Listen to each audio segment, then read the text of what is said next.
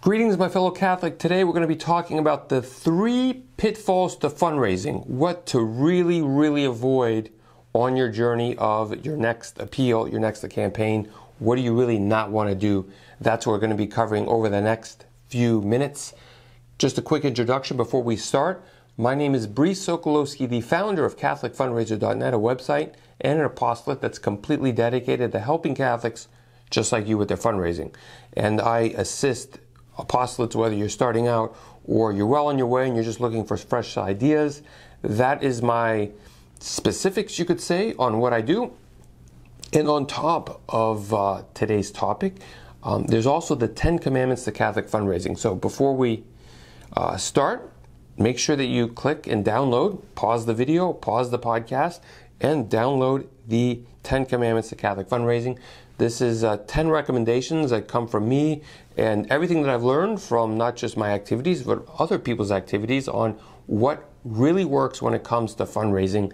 The 10 Commandments to Catholic Fundraising right there for you. Download it, print it out, share it with everybody that you're going to be working with.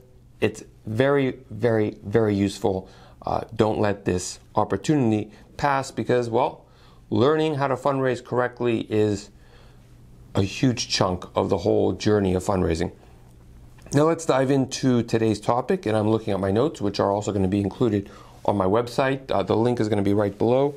And today's topic is 3 pitfalls to avoid when fundraising. What do you not want to do? So, point number 1 is you first and foremost, you never want to ask anyone for a donation that you do not know, or vice versa, they do not know you. Avoid asking strangers. I know it sounds like, well, everybody else is doing it. Well, there's a lot of bad fundraising out there, and the good fundraising doesn't do this. So if you think you're really limiting your chances on fundraising and raising a lot of money, you're not. I can honestly tell you you're not. The majority of donations always come from people that know the apostolate. So avoid yourself any additional work and frustration. Don't ask people who don't know you, and you don't ask people that you don't know. That's point number 1. Point number 2 is avoid being unpersonable and indirect. So unpersonable means avoid the generic donation request. And this is the one that you pretty much either send out a newsletter and in the back, you have your donation form. Sure, you can do this every now and again, but that's not going to raise you a lot of money. I would, in general, avoid those types of fundraising. Yes, you could have the form, but if you're actually doing a campaign, you want to avoid being indirect and you want to avoid being unpersonable, which means the best way of looking at it is flipping it around, saying be personable. State the person's name.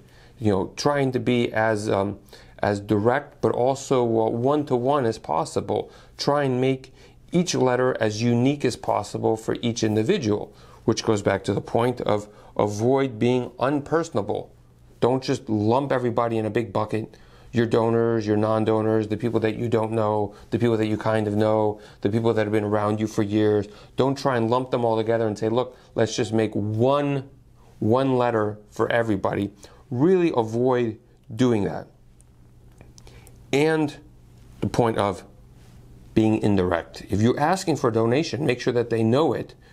Say, I'm asking for a donation.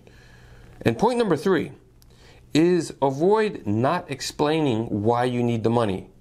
And to be more clear on this, it's not enough to say that you're a nonprofit. It's not enough to say that you're a Catholic apostolate. It's not enough to say that you're Catholic and I'm Catholic.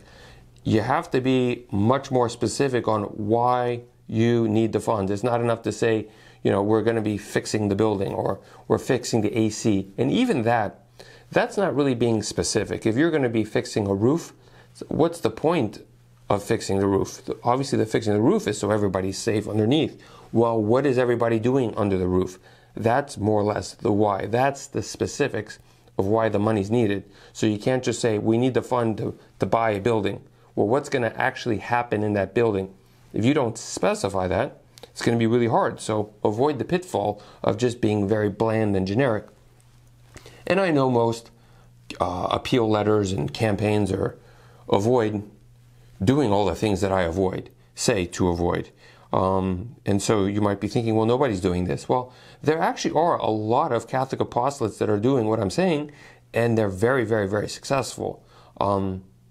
That's the benefit of looking from the inside and knowing what works. When you're looking outside and assuming what everybody's doing is either working or not working, but definitely thinking, well, everybody's doing it, so it must be working, that is not very good thinking specifically when it comes to fundraising. So those are my 3 pitfalls to avoid when fundraising. If you have any questions, just reach out to me and share this with an apostolate that you think might benefit. Share this with your leadership team, but definitely spread the message and definitely reach out if necessary. God love you, and speak to you soon. Bye-bye.